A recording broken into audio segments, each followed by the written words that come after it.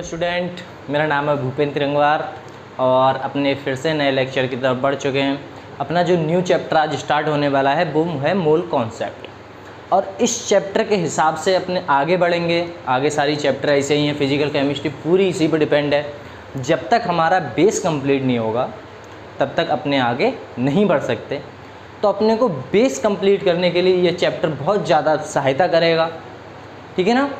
बहुत ज़्यादा ही सहायता करेगा। आपको इसमें पता चलेगा मोल क्या है, उसकी यूनिट क्या होती है, कैसे निकाले जाएं। आपको इतनी क्वांटिटी दी जाए कि इतनी बतानी है तो इसमें नंबर ऑफ़ मोल्स क्या होंगे, है ना। बहुत ज़्यादा सीखने को मिलेगा और बहुत ज़्यादा बेसिक चैप्टर है। आइए अपने इजी के रूप में इसे सीखते हैं, इजी वे में इसे सीखते हैं, ठीक है ना। ठीक है, देखिए लिखा है some basic concept of chemistry. Some basic concept of chemistry का मतलब है बहुत ज़्यादा बेसिक बातें हैं केमिस्ट्री के बारे में, तो वो अपने सीखने वाले हैं, ठीक है ना। तो जैसे अपने बात करते हैं सबसे पहले मोल। इस चैप्टर को मोल कॉन्सेप्ट के भी नाम से जाना जाता है। तो इसमें सबसे पहले अपने देखते हैं व्हाट इज़ मोल। सर मोल क्या होता है, हमें मोल पता होगा तभी तो अपने ये सोचते हैं कि एक मोल तो मतलब एक यूनिट होगी, बाकी तो मोल एक संख्या है, मतलब एक वर्ड है।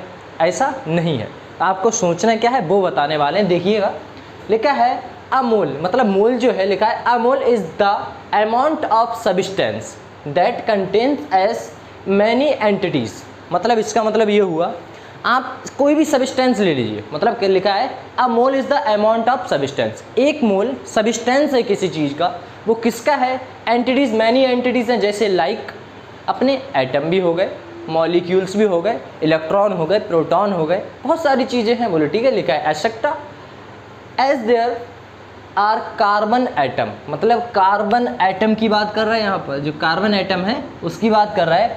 12 ग्राम मतलब 12 ग्राम ऑफ C12 का जो 12 ग्राम आप संख्या ले रहे हैं, कार्बन 12 की 12 ग्राम जो ले रहे हैं, वेट जो 12 ग्राम ले रहे हैं, वो ये अपना क्या है, एक मोल है। एक मोल है मतलब कोई भी आप कोई भी सब्सटेंस ले लीजिए, लाइक जैसे एटम ले लीजिए, मॉलिक्यूल ले लीजिए, है ना, इलेक्ट्रॉन ले लीजिए, एनी अदर एलिमेंट्री एंटिटीज़, मतलब कुछ भी ले लीजिए। As there are carbon atom in exactly 12 gram of C12। मतलब C12 मतलब 12 ग्राम, जो मतलब C12 का 12 ग्राम ही आपका क्या कहलाएगा, एक मोल कहलाएगा। ठीक है, यहाँ तक क्लियर हो सर कि C12 कार्बन 12 का 12 ग्राम ही हमारा क्या है, एक मोल है। बोले ठीक है। आगे बात करें तो लिखा है, देखो एक क्वेश्चन और आता है मन में कि how many atom are in 12 gram of carbon. मतलब 12 ग्राम कार्बन 12 के 12 ग्राम में हमारे कितने एटम होंगे, कार्बन 12 के 12 ग्राम में हमारे कितने एटम होंगे। बोले ठीक है, इसे भी पता करेंगे। तो देखिए उससे पहले हमें क्या देखना है, हमें देखना है मास स्पेक्ट्रोमीटर। मास स्पेक्ट्रोमीटर से हमें ये पता चला, मास स्पेक्ट्रोमीटर से हमें ये पता चला कि C12 के एक एटम का मास कितना होता है। C12 अपने लिया था, बोले ठीक है, C12 के एक एटम का वेट, एक एटम का वेट जो हमें पता करना है, जो हमें मिला किससे, मास स्पेक्ट्रोमीटर से। ये बहुत पूछा गया है कि मास स्पेक्ट्रोमीटर से आप किसी का वेट बता सकते हैं। बोले हाँ, किससे बता सकते हैं, या फिर किसी एटम का एटॉमिक वेट आप किससे निकाल सकते हैं, वो आपको देखना पड़ेगा मास स्पेक्ट्रोमीटर से, ठीक है ना।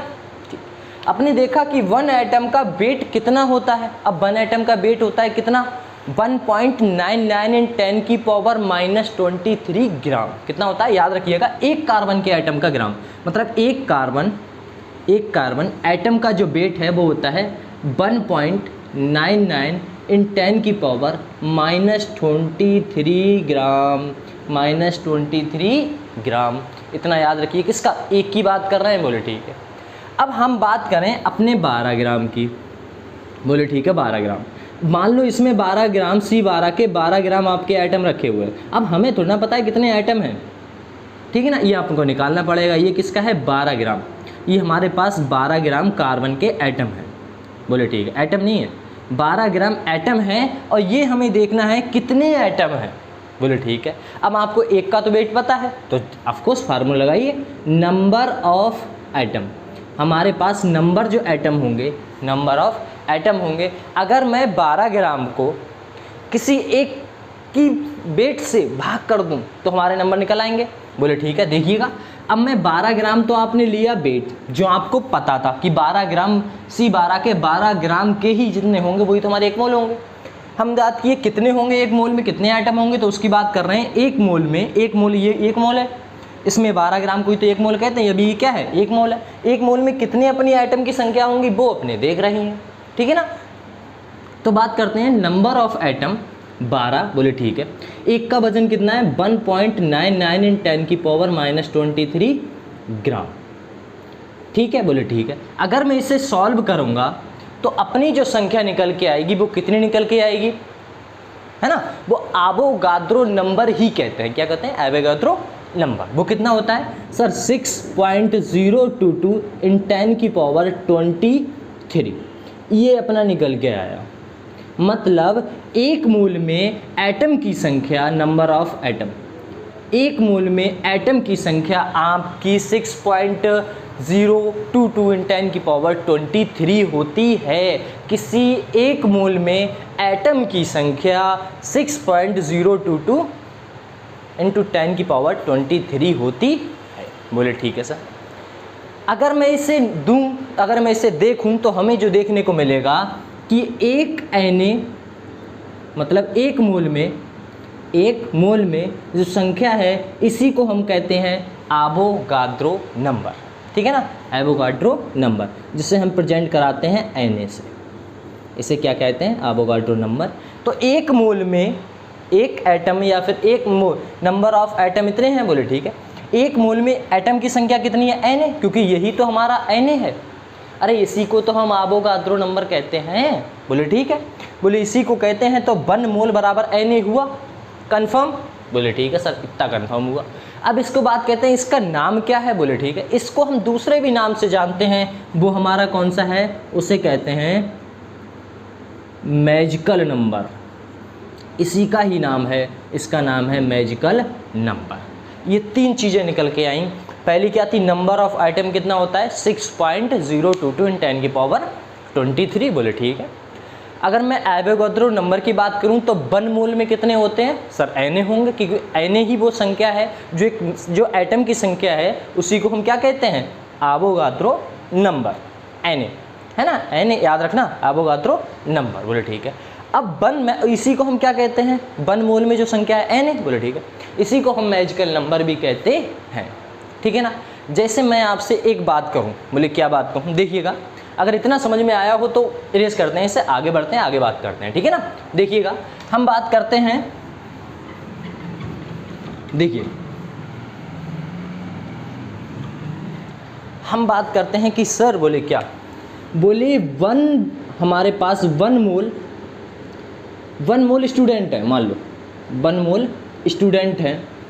तो जब 1 मोल स्टूडेंट हैं तो आपको पता होना चाहिए नंबर ऑफ स्टूडेंट की संख्या कितनी है सर, 6.022 इन 10 की पावर 23, या फिर मैं कहूँ Na कितनी होंगी, Na इतने से कंफर्म। बोले ठीक है सर, क्योंकि 1 मोल कह दिया ना, आपको जब भी मोल आए तो आपको ये संख्या पता होनी चाहिए।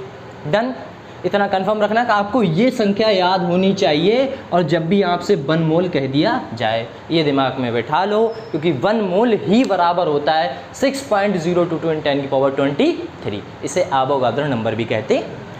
यहाँ तक कंफर्म हुए। बोले ठीक है। आगे बात करते हैं, जैसे मैं बात करूँ 1 मोल कार्बन है, 1 मोल कार्बन है। बोले ठीक है। 1 मोल कार्बन, 1 मोल कार्बन है, तो इसमें कार्बन की एटम की संख्या, मतलब 1 मोल में एटम की संख्या कितनी होगी सर, यही होगी। बोले ठीक है। जैसे आगे मैं बात करूं कि 1 मोल, ध्यान से देखिए ये बहुत अच्छा है, हम बात करते हैं 1 मोल CO2, तो इसमें संख्या कितनी होगी सर, सेम रहेगी। बोले ठीक है, क्योंकि हम 1 मोल ही ले रहे हैं, इसे Na। बोले ठीक है, यहाँ तक कंफर्म।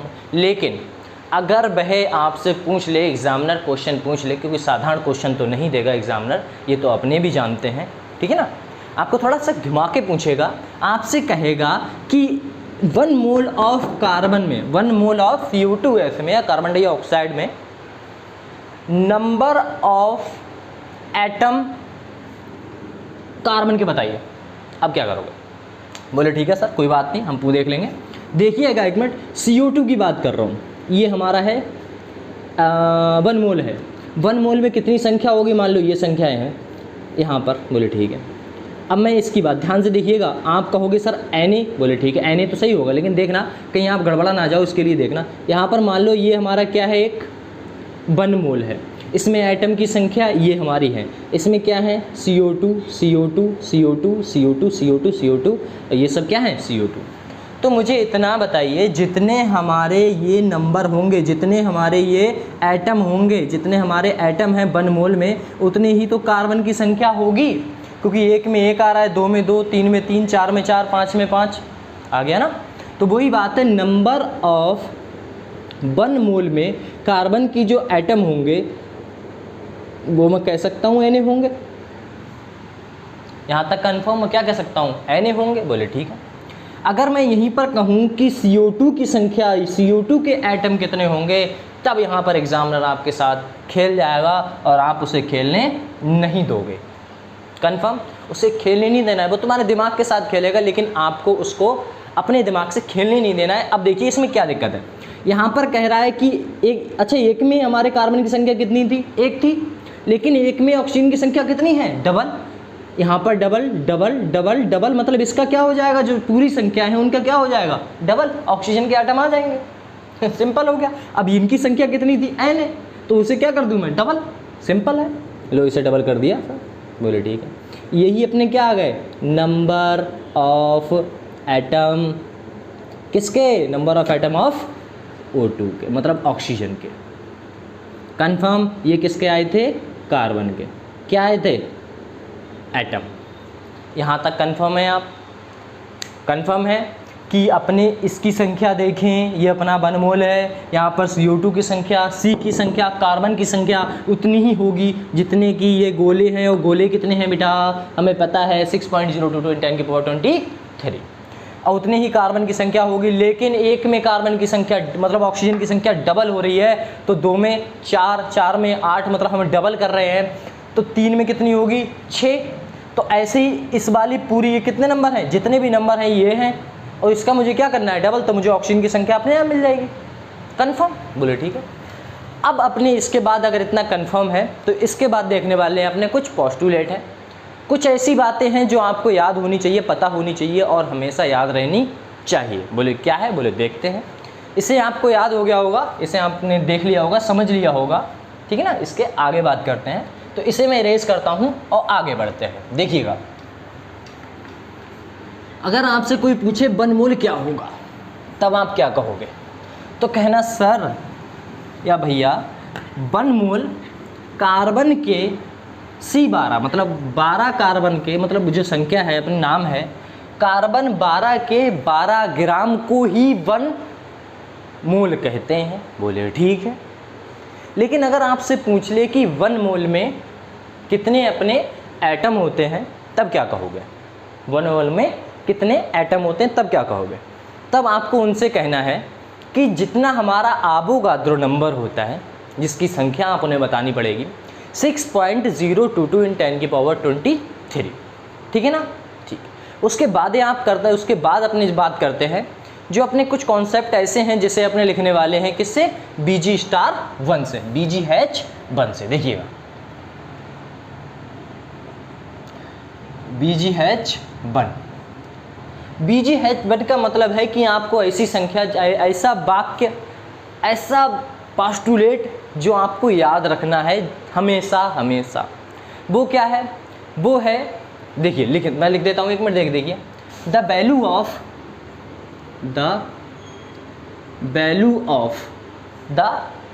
ऑफ, अब किसकी वैल्यू होनी चाहिए, आवोगाद्रो कांस्टेंट की, ठीक है ना। ठीक है, the value of Avogadro constant depends on atomic weight scale. Atomic weight scale do not universal do not universal constant. मतलब मैं बात करूं, ये जो चीज़ है वो किस पे डिपेंड करती है? एटॉमिक वेट पर। देखो लिखा है द वैल्यू ऑफ एटॉम, मतलब the value of Avogadro constant. Avogadro constant आप जानते हैं, बोले ठीक है। इसका नंबर क्या होता है सर? 6.022 × 10⁻23। बोले ठीक है। एवोगाद्रो कांस्टेंट डिपेंड करता है ऑन एटॉमिक वेट स्केल पर। इतना याद रखना, एटॉमिक वेट स्केल पर डिपेंड करता है, डू नॉट यूनिवर्सल कांस्टेंट। यह यूनिवर्सल कांस्टेंट नहीं है, या फिर नॉट अ यूनिवर्सल कांस्टेंट, ये यूनिवर्सल कांस्टेंट नहीं है। मतलब हर जगह हर समय ये इतना ही जो एवोगाद्रो नंबर है वो उतना नहीं हो सकता। वो क्यों नहीं हो सकता? क्योंकि अपने जो उठाया था वो कार्बन से ही उठाया था, कार्बन के 12 एटम से ही उठाया था। कार्बन 12 के 12 ग्राम उठाए। अगर मैं बात करता नाइट्रोजन के उठा लेता तो ये स्केल इतना नहीं आता, इतना नहीं आता। तो आपको याद रखना पड़ेगा कि ये सिर्फ एवोगाद्रो कांस्टेंट जो है वो डिपेंड करता है आपके एटॉमिक वेट स्केल पर, ठीक है। और ये यूनिवर्सल कांस्टेंट नहीं है, ठीक है ना? ठीक है। इसके बाद अपने बढ़ते हैं आगे, देखिएगा understanding of mole. Understanding of mole की बात करूं तो लिखा है weight of 1 mole, weight of 1 मोल मतलब जो वेट है वो 1 मोल का ऑफ एनी सब्सटेंस, किसी भी सब्सटेंस की बात करूं, is equal to their atomic weight, उसके एटॉमिक वेट के बराबर ही होगा। मतलब मैं कोई सा भी सब्सटेंस उठा लूँ तो उसके जो वेट है, जो एटॉमिक वेट है, अगर वह एटम है तो एटॉमिक वेट, अगर वह मॉलिक्यूल है तो उसके मॉलिक्यूलर वेट के बराबर होगा। अगर एटम है तो एटॉमिक वेट के, अगर मॉलिक्यूल है तो मॉलिक्यूल के वेट के बराबर ही होगा। अगर मैं 1 मोल उठाता हूँ तो, ठीक है ना? बोले ठीक। जैसे मैं बात करता हूँ H2O की, बोले ठीक है। H2O की बात करता हूँ तो H2O का वेट कितना होता है? बोले सर 18 ग्राम। बोले ठीक है। तो 18 ग्राम का मतलब है हमने कितने मोल लिए? 1 मोल। 18 ग्राम क्या होता है? एटॉमिक या फिर मॉलिक्यूलर वेट। सर मॉलिक्यूल है सर। बोले ठीक है, मॉलिक्यूलर वेट के, मॉलिक्यूलर वेट है ना? बोले ठीक है। 18 ग्राम 1 मोल का, 1 मोल किसके बराबर हुआ? उसके मॉलिक्यूलर वेट के बराबर हुआ। यहाँ पर वही बोला गया है 1 मोल ऑफ एनी सब्सटेंस, किसी भी सब्सटेंस उठा लीजिए, अगर वह एटम है तो एटॉमिक वेट के, अगर वह मॉलिक्यूल है तो मॉलिक्यूलर वेट के बराबर ही होगा। याद रखिएगा, ठीक है ना? 1 मोल ऑफ H2O यहाँ पर क्या लिख के आ जाएगा कि 1 मोल ऑफ H2O बराबर 18 ग्राम। अगर मैं यहीं पर बेटा जी क्या उठा लूँ CO2, और CO2 का जो वेट होता है वो आपको वेट निकालना बता दूं क्या? देखिएगा, ये अपना कितना होता है 12, ये कितना होता है 16, जो वेट है कार्बन का होता है 12, और जो ऑक्सीजन है उसका कितना होता है 16। याद कर लीजिए, बहुत काम की चीज़ है। तो अपने 12 यानी कि 16 इंटू मल्टीप्लाइड बाई 2, क्योंकि 2 हैं, या फिर 200 बार, या फिर 16 2 बार लिख दो, या फिर 2 से मल्टीप्लाई करा दो, बात तो वही है। बोले ठीक है। ये हुआ 32, दोनों को जोड़ लेना है 32, और ये आया, ये मैंने जोड़ा तो कितना आया अपना 44। डन। मतलब मैं इसकी बात करूँ तो ये 44 ग्राम क्या आया अपना? 44 ग्राम वेट आया, ठीक है ना?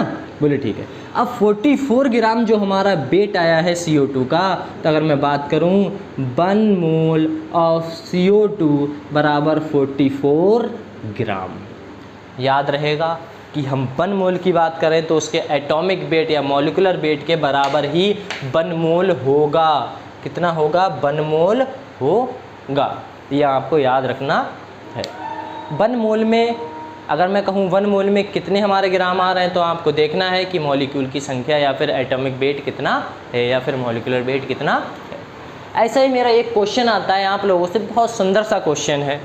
मैं बात करूँ, क्वेश्चन ये है कि अगर H2SO4 का एटॉमिक वेट 98 होता है, अगर H2SO4 का एटॉमिक वेट या मॉलिक्यूलर वेट, मॉलिक्यूल गए ना, मॉलिक्यूलर वेट 98 होता है,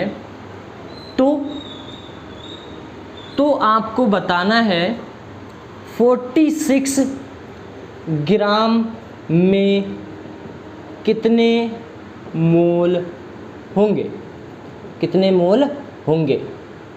अब बताइए आप कितने मोल होंगे।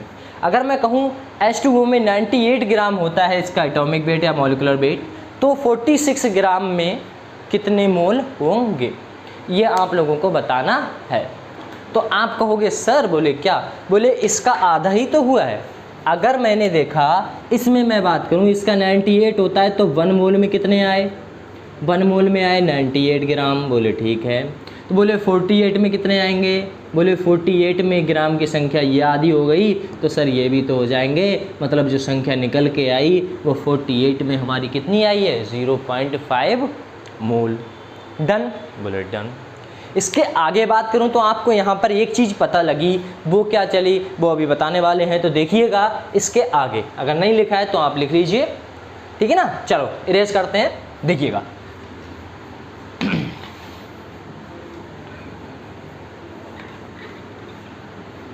देखिए अपने बात करते हैं।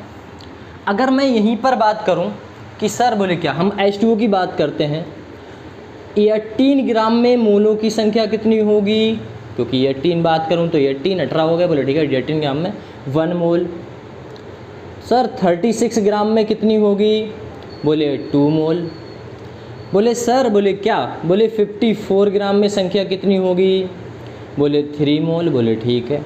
अगर मुझसे कह दिया जाए कि 180 ग्राम में मोलों की कितनी संख्या होगी, मान लो आपको नहीं पता, वैसे तो पता है ना 10 मोल होगी, बोले ठीक है।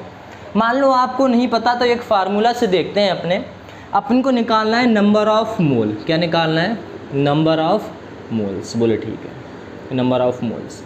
नंबर ऑफ मोल्स निकाल दिया। अब आपको क्या करना है, जो वेट दिया रखा होता है, जो वेट दिया रखा होता है वो रखते हैं अपने ऊपर, मतलब इसका फार्मूला लिखेगा गिवन मास, मतलब जो आपको दिया रखा है given mass into molar mass से इसे डिवाइड कर देते हैं, सिंपल है, given mass upon molar mass, ये आपका फार्मूला आ गया। जैसे इसे रख के देखिएगा, इसकी ये किसकी फॉर्म में है, वेट की फॉर्म में, वेट की टर्म में, मतलब वेट की टर्म में ये फार्मूला लगेगा नंबर ऑफ मोल्स बराबर given mass upon molar mass, ठीक है, बोले ठीक है। अगर मुझे 180 रखूँगा यहाँ पर 180, बोले ठीक है, इंटू H2O का होता कितना है 18, अरे वेट तो H2O कितना होता है 18, बोले 1 मोल में 18 होता है, बोले काटोगे तो कितना आएगा 10, और वैसे भी हमें बताता जब 54 में 3 था, 180 में हमें देखना पड़ेगा 10, ठीक है ना। तो यहाँ पर जो संख्या निकल के आएगी नंबर ऑफ मोल्स की संख्या वो कितनी होगी 10। डन।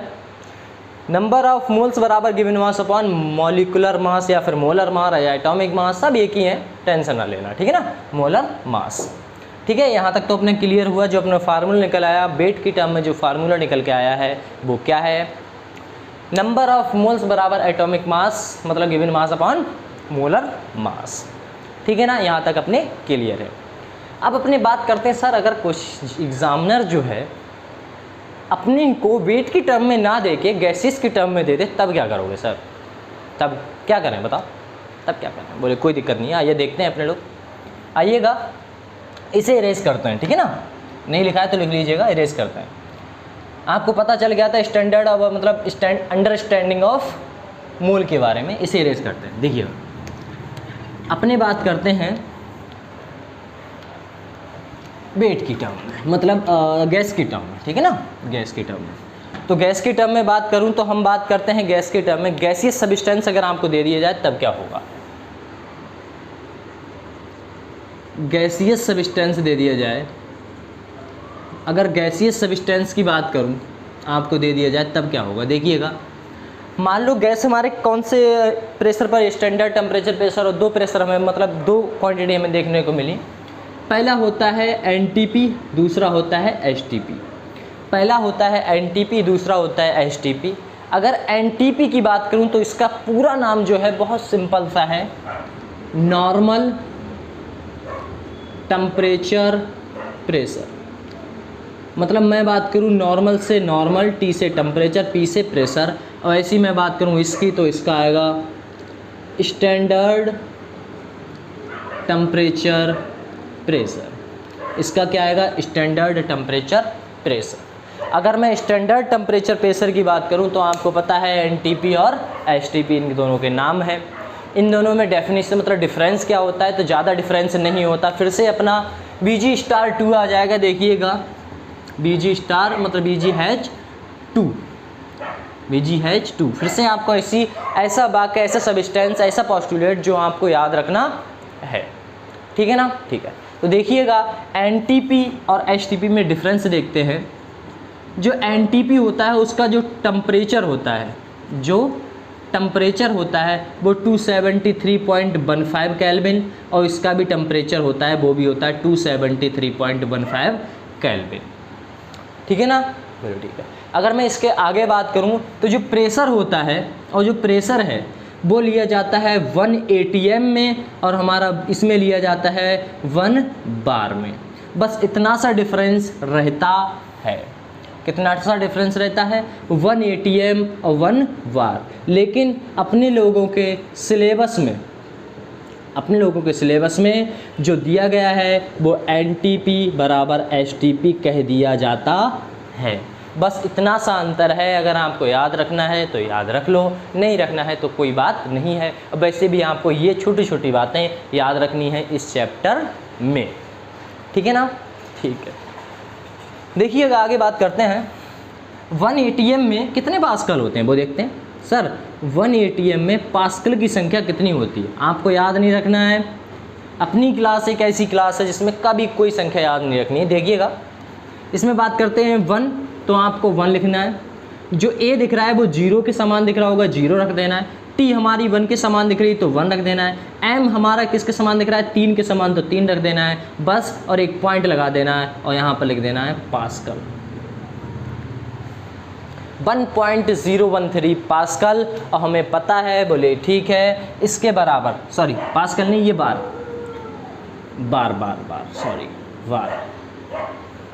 तो ये अपने देखते हैं कि लमसम जो संख्या निकल के आती हैं 1 ATM और 1 बार में, बस इतना सा अंतर है, वो है 1 ATM बराबर 1.013 बार। तो अप्रॉक्सीमेट अपने कहते हैं लगभग इक्वल है। डिफरेंस आपको अब आज से पता चल गया, ठीक है ना? आज से आपको ये चीज़ पता चल गई कि अपना 1 ATM अप्रॉक्सीमेट 1 बार के बराबर होता है। और थोड़ा सा डिफरेंस है वो आपको बता दिया, 1.00113, ठीक है ना? 1.013 बार, ठीक है ना? चलो ठीक है। इसी के आगे बात करते हैं अपने। अब यहाँ पर एक बात बताइए, बोले क्या?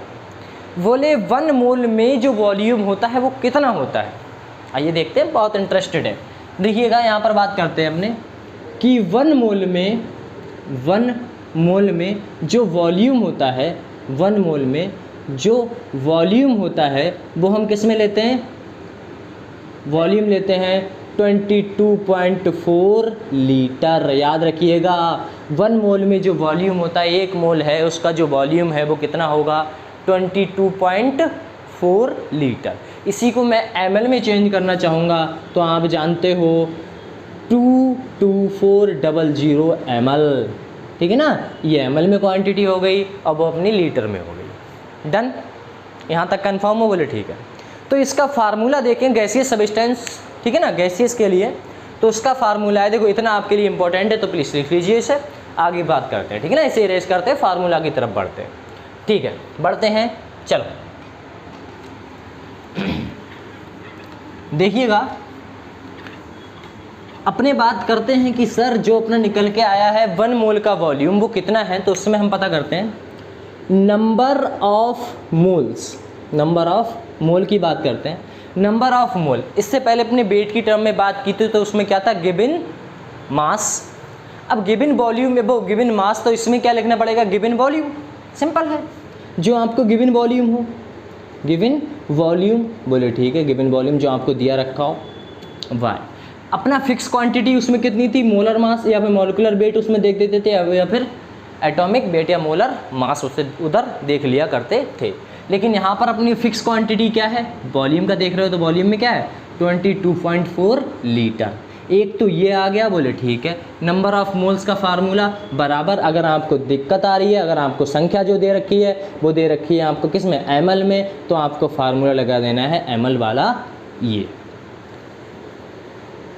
ठीक है ना। अगर लीटर में दे रखा है वॉल्यूम, अगर जो वॉल्यूम है अगर आपका लीटर में ले रखा है तो आपको लगाना है 22.4 लीटर, है ना। उधर अगर ml में दिया रखा है तो आपको लगाना है 22400 ml, ठीक है ना। बोले ठीक है। ये किसके लिए वैलिड है, ये valid for NTP and STP,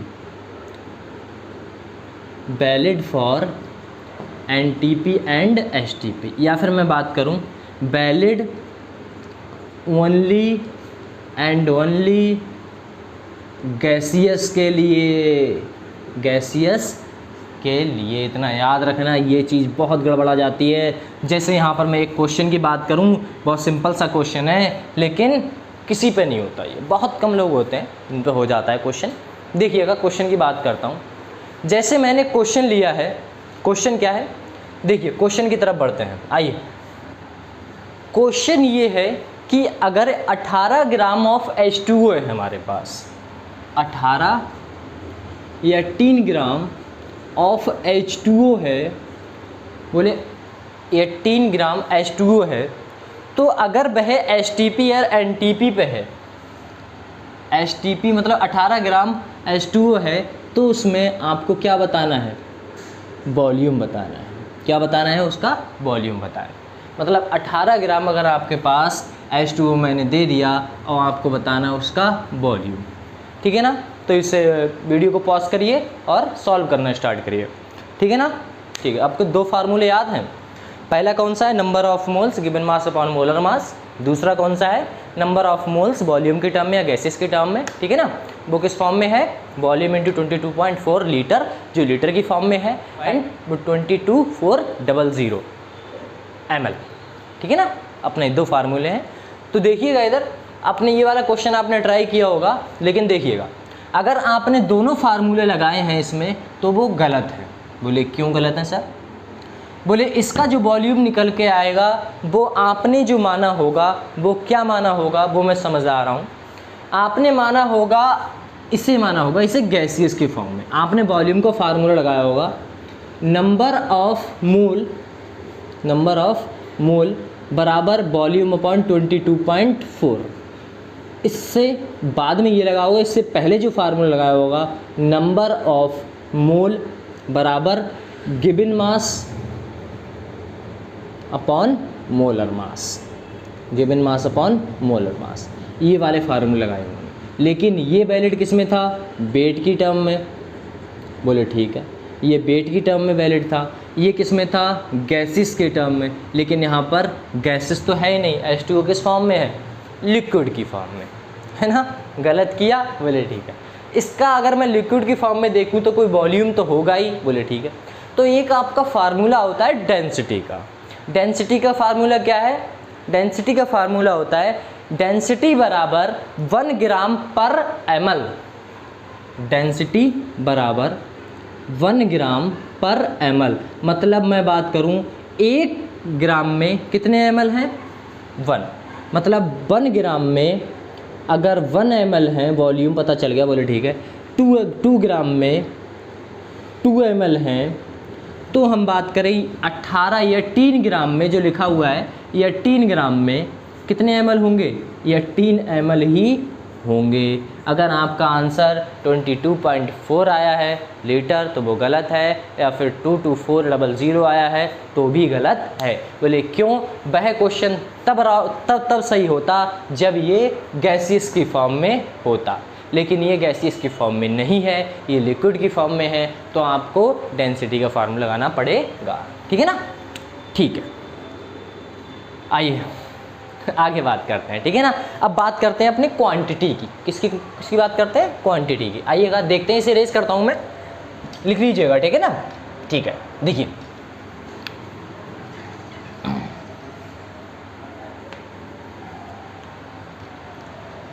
मैं क्वांटिटी की बात करता हूं तो आपको पता है, बोले क्या, बोले 1 मोल में कितनी क्वांटिटी होती है, बोले एन जितनी संख्या होंगी इतनी होंगी, बोले ठीक है। तो 1 मोल में जो एटॉमिक नंबर होते हैं, एटम की संख्या होती है वो कितनी होती है 0.022 × 10 की पावर 23, ठीक है ना, बोले ठीक है। इसे क्या कहते हैं एन, इसे क्या कहते हैं एन, बोले ठीक है। अगर मैं कहूँ 2 मोल में कितने होंगे, बोले इसका डबल कर दो सर 2Na कर दो, बोले ठीक है।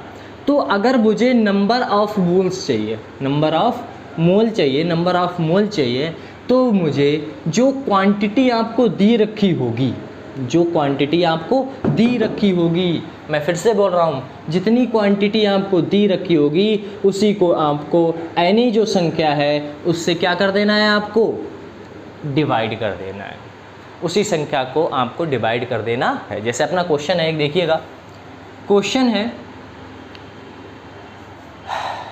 है 12.044 ग्राम, 12.044 इंटू 10 की पावर 20, 10 की पावर 20 आपको दे रखी है क्वांटिटी आपको दे रखी है। आपसे पूछा है मोलों की संख्या, मतलब मोल कितने होंगे, आपको क्वांटिटी दे रखी है। अब आपको फार्मूला भी कहता है, बोले नंबर ऑफ मोल्स, क्वांटिटी कितनी दे रखी है, बोले 12.044 × 10 की पावर 20, और नीचे कितने दे रखा है अपना नंबर ऑफ मोल्स, एन की संख्या कितनी होती है 6.022 × 10 की पावर +23, है ना, +23, बोले ठीक। अब आपको इस संख्या को जब आप ऊपर ले जाएगी तो देखिएगा 12.044 × 10 की पावर 20, ये संख्या ऊपर गई तो आ गया 10 की पावर -20। जब भी कोई संख्या नीचे से ऊपर जाती है तो उसकी संख्या में जो वैल्यू है वो माइनस की हो जाती है, वो प्लस की थी माइनस की हो गई, माइनस की होती तो बेटा जी किसका हो जाता, प्लस का। डन।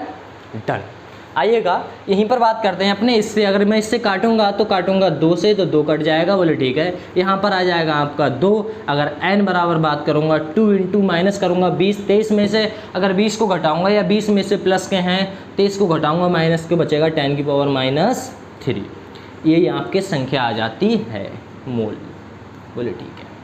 देखिएगा यहीं पर एक मेरा क्वेश्चन भी है, मैंने MOLE क्यों नहीं लिखा वो भी है, तो मैं आपको बताना चाहूँगा वो क्या है। बच्चे कंफ्यूज रहते हैं बहुत ज़्यादा, तो देखिएगा MOLE, मोल एंड मोल की बात करूँ तो मोल जो है, मोल ये यूनिट है, ये समझे नहीं समझे, मोल जो है जैसे अपने केजी की यूनिट क्या होती है, मतलब वेट की यूनिट क्या होती है, किलोग्राम या ग्राम, बोले ठीक है। ऐसी मोल की यूनिट है मोल, मोल की यूनिट है मोल, ठीक है ना, ये इसकी यूनिट है।